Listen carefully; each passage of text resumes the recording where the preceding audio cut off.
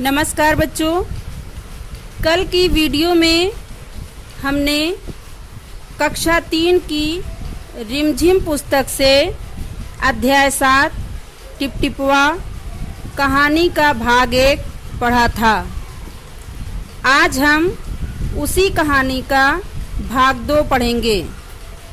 तो आइए देखते हैं कहानी के दूसरे भाग में क्या है। बेटा, उसी गांव में एक धोबी रहता था। वो भी बारिश से परेशान था। आज सुबह से उसका गधा गायब था। गायब यानी खो गया था।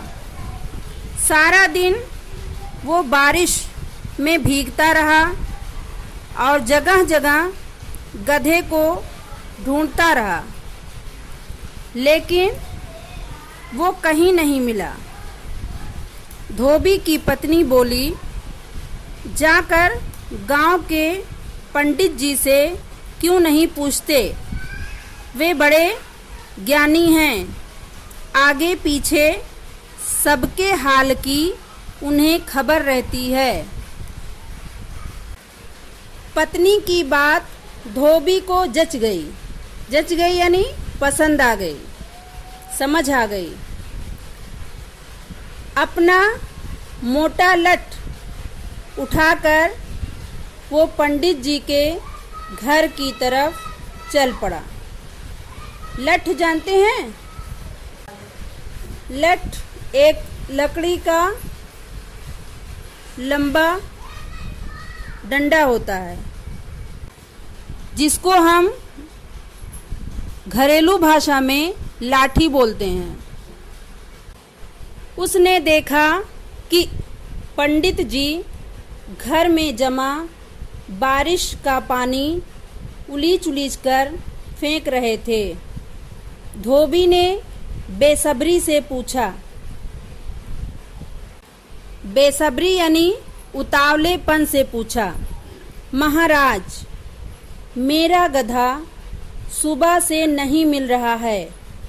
जरा पोथी बाँच कर बताइए तो वो कहाँ है? बाँच कर यानी पढ़कर। सुबह से पानी उलीचते पंडित जी थक गए थे। धोबी की बात सुनी तो झुंझला पड़े और बोले, मेरी पोथी में तेरे गधे का पता ठिकाना लिखा है क्या, जो आ गया पूछने?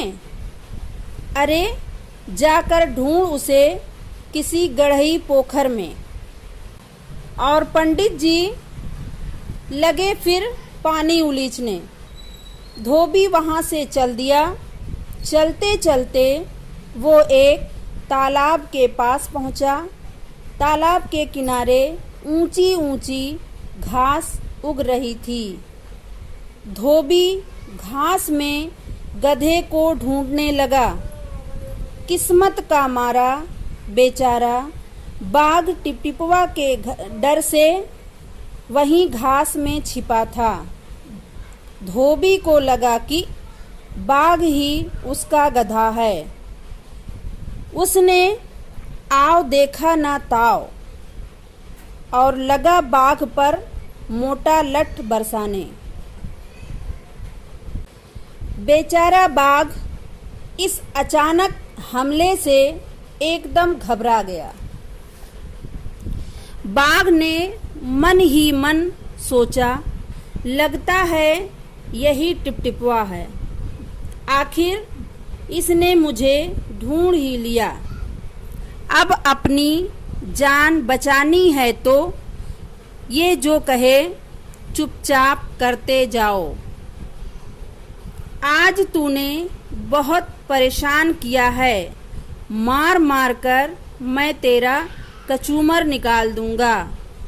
ऐसा कहकर धोबी ने बाघ का कान पकड़ा और उसे खींचता हुआ घर की तरफ चल दिया। बाघ बिना चूं चपड़ किए भीगी बिल्ली बना धोबी के पीछे पीछे चल दिया। चूं चपड़ यानी बिना कुछ बोले, बिना कुछ कहे।